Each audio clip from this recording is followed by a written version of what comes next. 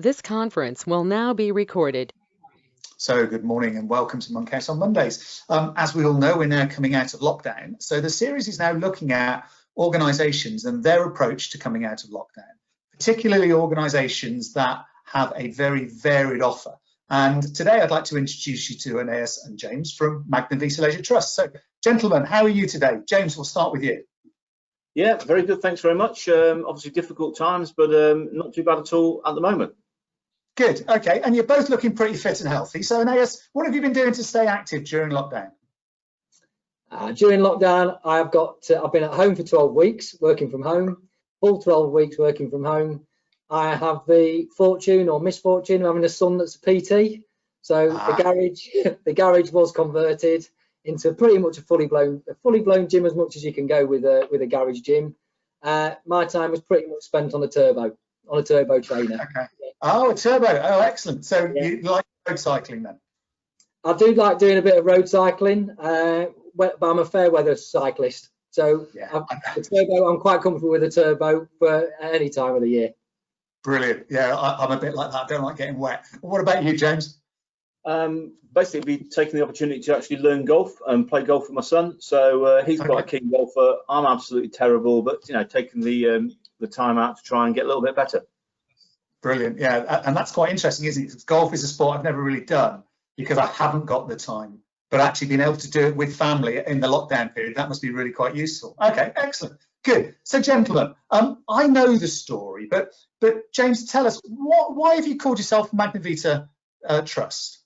We were formulated as a main trust from the local authority 5 years ago now, and the three of us that helped take the trust out was really keen that in our area we wanted to give everyone a great life, and that great life wasn't just around leisure, sport, but also the wider aspects of health, culture, activity, and underpin all the pillars that we thought that would gave your leisure time a fantastic, great experience that would allow you to be healthier, fitter, more mentally strong, relax and enjoy your leisure time. So Magna Vitae, meaning great life, that's where it came from.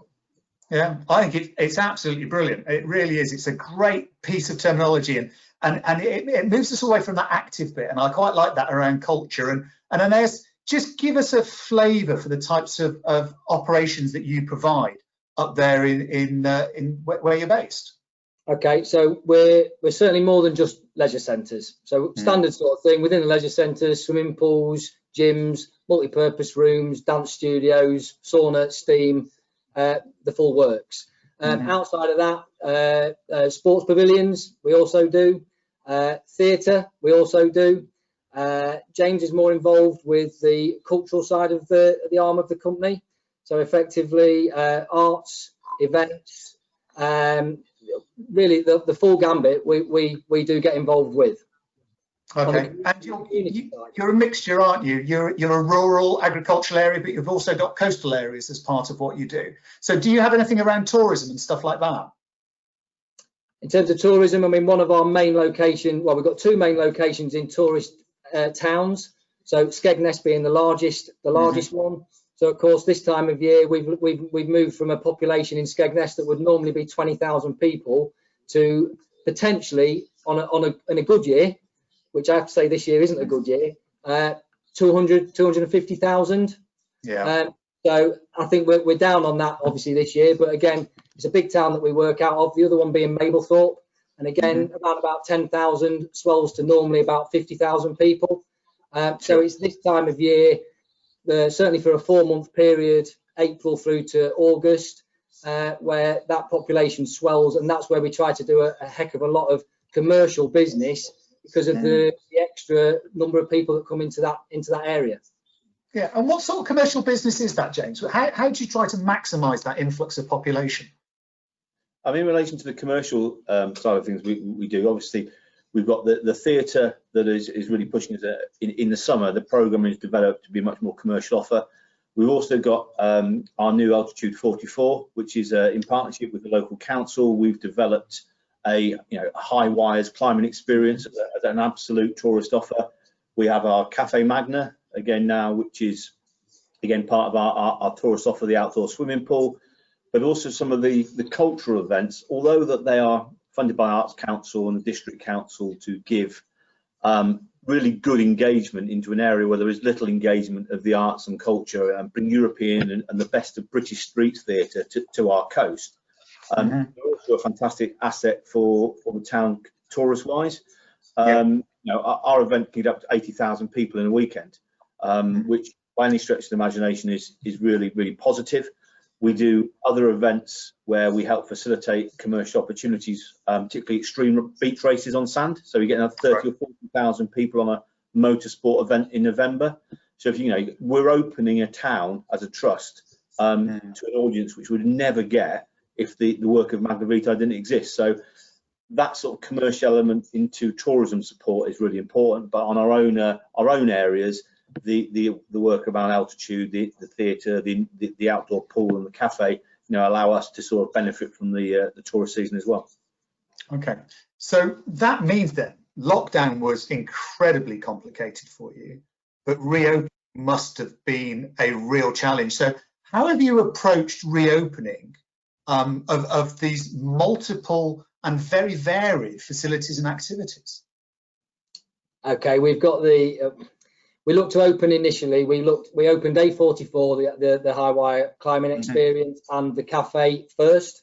They both came back on board on the 16th of July. They are primarily our tourist attraction commercial activities, so it was important that we got them up and running. More especially as this is only the second season that they've actually been in situ. Last year we didn't open them again until mid-July. So we really only had a good run of 6 weeks to actually operate them last year.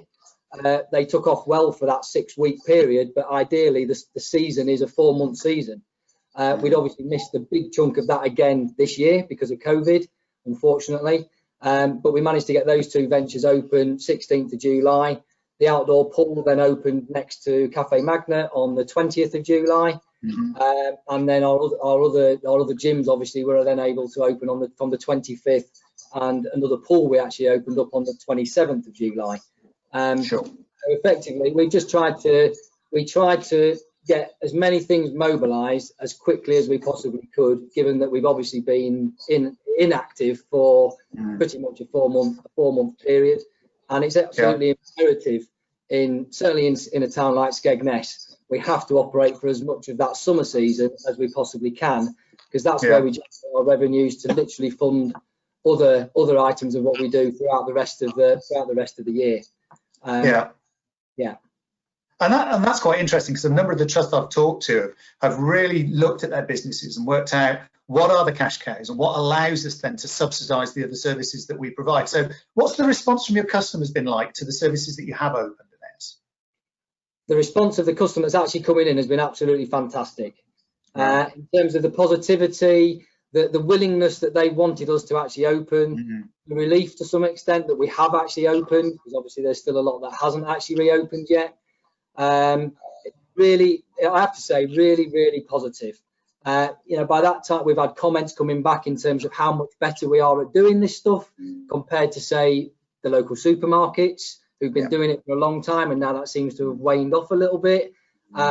Really pleased with the cleanliness of the buildings, which a number of leisure centres obviously come into question over their cleanliness. Well, we deep cleaned every building, disinfected every building, sanitised every building, introduced all the standard stuff now in terms of one-way systems, sanitisation points, etc., right the way through.